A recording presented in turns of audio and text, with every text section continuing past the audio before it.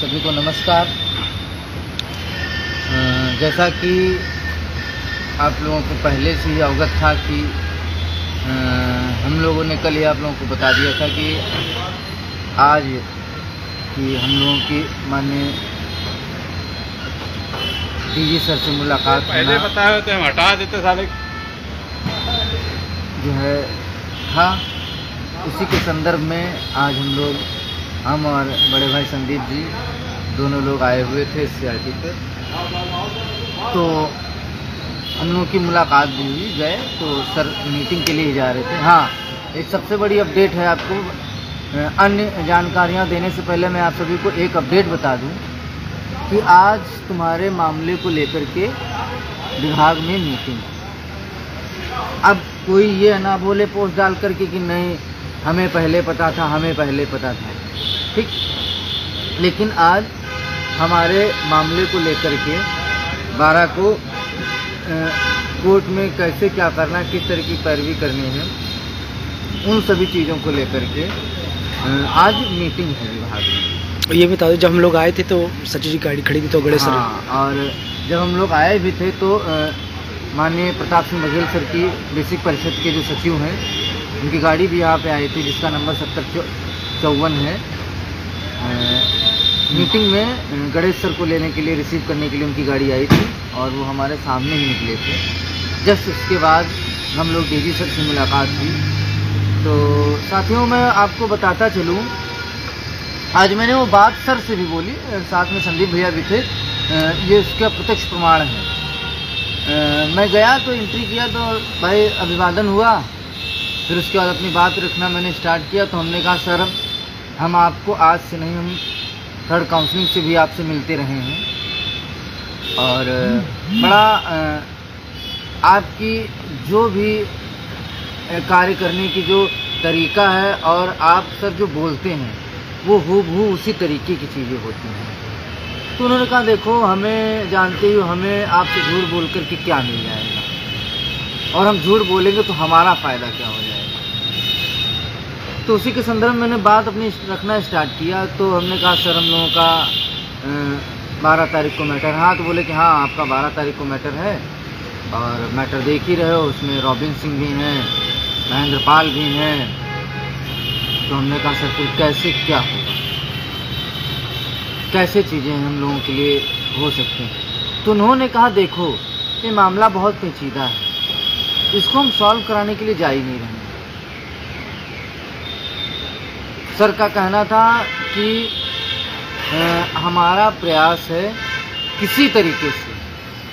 हाँ, एक सर ने बात बोली थी संदीप भैया की आपकी लिस्ट आ गई है, हमें जिला आवंटन की सूची आने दीजिए, यही तो बोला था।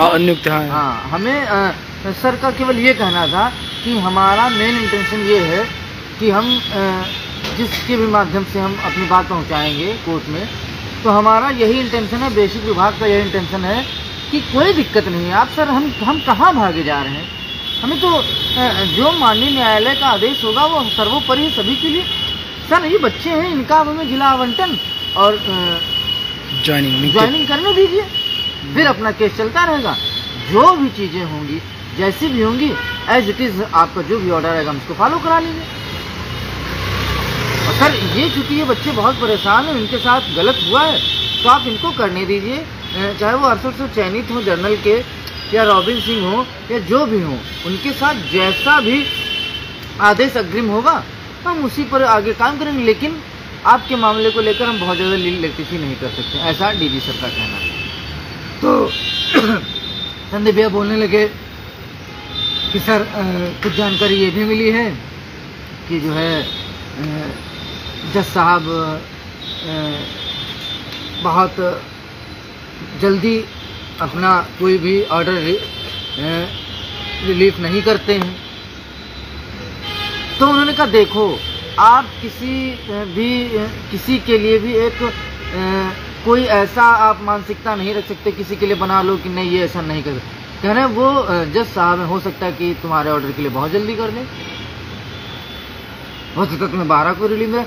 उनका कहना है कि देखिए हम 12 तारीख को पूरी मजबूती के साथ जाएंगे। इसमें मैं बता दूं एक शब्द हमारा नहीं है, मैं फिर बता दे रहा हूँ, सही एक बात। शब्द हमारा नहीं है और ना ही हमें आपसे झूठ बोल करके चिकनी चुपड़ी बातें करके हमें कुछ मिल जाएगी। उन्होंने कहा कि 12 तारीख को हम लोग पूरी मजबूती के साथ जा रहे हैं। तो हम लोगों ने कहा कि सर हम लोग भी अपनी तरफ से प्रयास कर रहे हैं। तो बोले कि बिल्कुल आप भी आइए, जब दो ताकतें होंगी एक साथ लड़ेंगे, एक साथ मांग करेंगे, तो उसका इम्पैक्ट कुछ जज साहब पे भी दूसरा ही पड़ता है। ये मेरे शब्द नहीं है, उन्हीं के शब्द हैं। तो उन्होंने कहा 12 तारीख को हम जा रहे हैं। और एक चीज़ उन्होंने और बोली कि आपके फेवर के लिए हमारा प्रयास ये भी रहेगा कि हम कुछ चीज़ें कर रहे हैं विभाग में, कुछ हम लोगों की एक ऐसी रणनीति है जिसके माध्यम से हम कुछ कागज़ फाइल करेंगे, ऐसा उन्होंने बोला। कहेंगे हम आपको बहुत कुछ नहीं बता सकते, जिससे हो सके आपकी नियुक्ति की मार्ग और प्रशस्त हो सके। बस उन्होंने इतना कहा कि देखिए आपके साथ विभाग है, आपके साथ सरकार है और आपका काम होगा बहुत जल्द होने वाला है। उन्होंने ये भी बोला। तो संदीप भैया का ही क्वेश्चन था कि सर कब तक के क्या संभावना है। तो उन्होंने कहा देखिए न्यायालय पे टीका टिप्पणी करना उतना उचित नहीं है, लेकिन सर की एक बात जो थी जो बहुत अच्छी लगी हम लोगों के, कि अक्सर जो इस तरीके के मामले होते हैं ना संदीप भैया, कि अक्सर जो इस तरीके के मामले होते हैं आपके फेवर में जाते हैं, जिनके साथ अहित होता है हमेशा वो उसी के फेवर में आते हैं। उन्होंने बोला कि आप निश्चित तौर पे निश्चिंत रहिए, मामला आपके फेवर में ही आएगा और फेवर में लाने का भरसक प्रयास हम लोग करेंगे। और हम ना भी करें तब भी आएगा क्योंकि आप सही हो, आप सही हो। फिर इतनी बातें हुई तो उन्होंने बोला कि देखो आप ही लोगों के मामले को लेकर के आज मीटिंग है और हम चल रहे हैं। तो फिर चलते चलते संदीप भैया ने फिर से रोक दिया उनको। मैंने सर प्लीज़ 1 मिनट और, बोले जल्दी बताओ। तो संदीप भैया ने बोला कि सर मैं IAS की तैयारी कर रहा हूँ और क्या बोलते हैं मेरा जो है प्री निकल गया है और सर मेंस के लिए मैं कुछ आपसे सोच रहा था कि PCS का। तो सर बोले कि देखिए बताने का कहो तो मैं बता दूं आपको, लेकिन अब पैटर्न बदल गया है। पहले जो पैटर्न था, जो हमारे टाइम पे जब एग्ज़ाम होता था तो पैटर्न दूसरा था, अब पैटर्न दूसरा बदल गया। अब हम कुछ बता देंगे पहले वाला तो आप भटक जाओगे, परेशान हो जाओगे। मतलब उन्होंने बहुत अच्छे से बात की है। तो उन्होंने यही बोला कि परेशान न हो, यदि हो सके तो पढ़ाई भी करो, कोई दिक्कत नहीं, अच्छी बात है। साथियों ने बोला कि मतलब पढ़ाई क्या सर, मन नहीं लगता है, टेंशन रहती है और ये एक बार ये जॉब लग जाए फिर हम आगे जो अपर लेवल की पढ़ाई पर उस पर सोच सकें। तो उन्होंने कहा ठीक है परेशान हो, बहुत जल्द चीज़ें होने वाली हैं। थोड़ा सा हमने ये भी बोला कि सर आपके आने से थर्ड काउंसलिंग भी हुई और आपके आने से जब आप आए तो हम लोगों का और विश्वास जागृत होगा कि अब हमारा काम हो जाएगा। तो बोले देखिए हम किसी भी व्यक्ति विशेष वर्ग के लिए काम नहीं कर, हम हमेशा ऐसा काम करते हैं कि किसी के साथ अन्याय ना होने पाए, और यदि किसी के साथ अन्याय हुआ है तो न्याय उसके साथ होना चाहिए। इन्हीं सब शब्दों को कहते हुए वो हमारे साथ खुद गेट के बाहर निकले।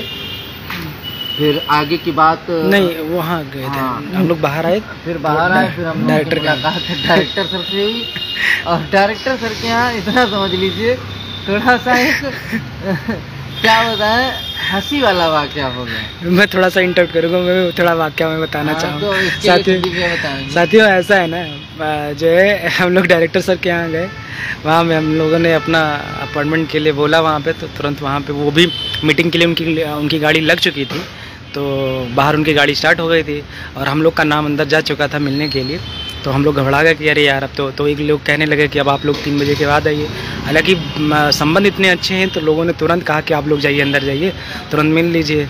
हम लोग अंदर जाते हैं अंदर जाते हैं, भाई साहब आप लोग यकीन नहीं करोगे यार, वो कह रहे अच्छा पहली बात ये डायरेक्टर सर जो है बड़े बहुत धीमी आवाज़ में बात करते हैं और इतनी आराम से बात करेंगे कि आप जो है काफ़ी वो हो जाएंगे देख करके उनका जो लहजा होता है।